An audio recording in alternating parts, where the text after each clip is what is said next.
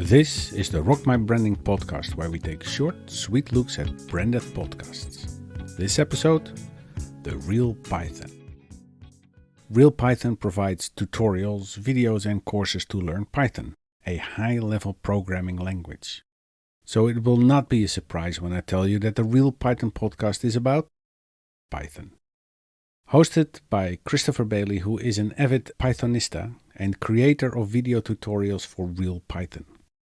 The podcast has 115 episodes and ranks 4.7 on Apple Podcast and is one of only 11 branded tech podcasts in the Technology 200 list. The goal of the podcast is to create an extension of the tutorials and video Real Python makes by interviewing veteran programmers and Python experts, always with the idea to teach the listeners. So why did I take this podcast for this week's episode? This podcast is clearly not for everyone. I listened to parts of a few episodes and I have no idea what they're talking about. And that is perfectly fine, because this podcast is not made for me. It is made for all enthusiastic Python programmers who are just starting out and want to know more, who want answers to technical difficulties they encounter, to listen to expert opinions and stay updated about new developments. The Real Python, already a niche brand, has created a podcast that targets their customers, the people that buy memberships to their courses.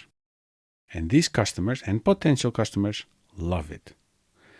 As one listener describes it on the Real Python website, quote, "She was looking for something to listen to and hear some of the experience others have with Python," unquote. With the podcast, they are providing a service, a source of information, a helpful library to a specific group of people. Whatever your services or products, starting a podcast is always a good idea.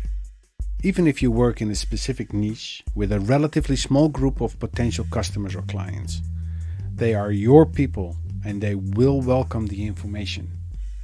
And who knows, maybe you can convince others of your expertise, knowledge, or products. This was the Rock My Branding podcast.